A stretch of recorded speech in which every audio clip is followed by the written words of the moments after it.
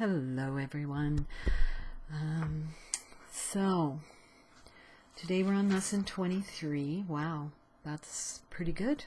That's like over 3 weeks we've been plodding along with the course. Yesterday was What I See is a Form of Vengeance. Hopefully you got through that.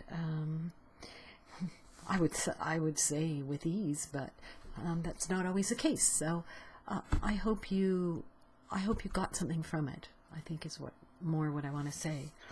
So lesson 23, still with the thoughts. We're still on that sort of section. I can escape the world I see by giving up attack thoughts. The idea for today contains the only way out of fear that will ever succeed. Nothing else will work. Everything else is meaningless, but this way cannot fail. Every thought you have makes up some segment of the world you see. It is with your thoughts, then, that we must work if your perception of the world is to be changed. So in order to change our perception of the world, we really have to change, look at the thoughts that we're having that are telling us how to perceive the world. If the cause of the world you see is attack thoughts, you must learn that it is these thoughts which you do not want. There is no point in lamenting the world. There is no point in trying to change the world. It is incapable of change because it is merely an effect. But there is indeed a point in changing your thoughts about the world. Here you are changing the cause. The effect will change automatically. So if we change the cause, the effect will be that the world has on us is going to be totally different. The world you see is a vengeful world, and everything in it is a symbol of vengeance. Each of your perceptions of external reality is a pictorial representation of your attack thoughts. One can well ask if this can be called seeing. Is not fantasy a better word for such a process, and hallucination a more appropriate term for the result? Okay, it's being brutally honest there. You see the world that you have made, but you do not see yourself as the image maker. You cannot be saved from the world, but you can escape from its cause. This is what salvation means, for where is the world you see when its cause is gone? Vision already holds a replacement for everything you think you see now. Loveliness can light your images and so transform them that you will love them, even though they were made of hate, for you will not be making them alone. So this is really about you. You can't change the world. I think everybody thinks that the world needs to change, and certainly there are some things going on in the world that are less than loving, should we say? Can I put it that way? However, it's not the world that we're changing. It's how we look at the world, how we remove the meaning that we put on the world. That's the thing that's going to take us out of our suffering, so that we can approach the world in a more loving way. And through that loving presence, that's how the world will then start to become an expression of love for everyone. The idea for today introduces the thought that you are not trapped in the world you see because its cause can be changed. This change requires first that the cause be identified and then let go so that it can be replaced. The first 2 steps in this process require your cooperation. The final one does not. Your images have already been replaced.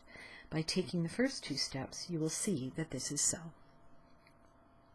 Besides using it throughout the day as the need arises, 5 practice periods are required in applying today's idea. As you look about you, repeat the idea slowly to yourself first, and then close your eyes and devote about a minute to searching your mind for as many attack thoughts as occur to you. As each one crosses your mind, I can say, I can escape from the world I see by giving up attack thoughts about blank. About my family, about Donald Trump, about war, about anything. It's these attack thoughts that we really want to concentrate on. Hold each attack thought in mind as you say this. Then dismiss the thought and go on to the next. In the practice periods, be sure to include both your thoughts of attacking and of being attacked. Their effects are exactly the same because they are exactly the same. You do not recognize this as yet, and you are asked at this time only to treat them as the same in today's practice periods. We are still at the stage of identifying the cause of the world you see. When you finally learn that thoughts of attack and of being attacked are not different, you will be ready to let the cause go. So this can be a tough one. This can be a tough one because it's really difficult to look at the way someone else is treating us sometimes. If it's not very loving, if it's, considered mean or whatever it is, it's really difficult to actually give up that idea that they're attacking you. But the biggest lesson that the Course teaches is that everything we do in life is either a call for love or an expression of love. And so the idea that the thoughts you're having are of attack can be shifted into a call for love. So if you perceive someone as attacking you, you can see them as just putting out a call for love.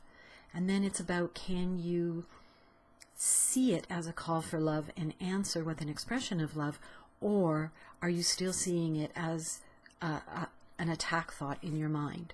So it's changing those thoughts and really being honest and really being open and willing to let go those ideas about attacking others and about being attacked yourself. It's all part of that victim identity that we sometimes hold on to and may not even recognize, as victim. Sometimes we look at people who are very dramatic and always have drama going on in their lives, and we see them as victims. People who are bullied, people who are raped, we see them as victims. But I think in our everyday life, we do spend a lot of time in a place of being the victim. And that is when we have that perception that the world is doing something to us, and not, this is something that's happening, and my thoughts about it are what's causing me suffering, causing me pain. So just a little something to think about. I hope you all have a great day. I hope you can really embrace this lesson and open up to what it can teach you and how it can help you to shift your perception, so we can move on. The next lesson we'll be doing is lesson 24, and I'll see you tomorrow for that lesson. So have a great day, everyone, and good luck with the lesson. See you soon. Bye.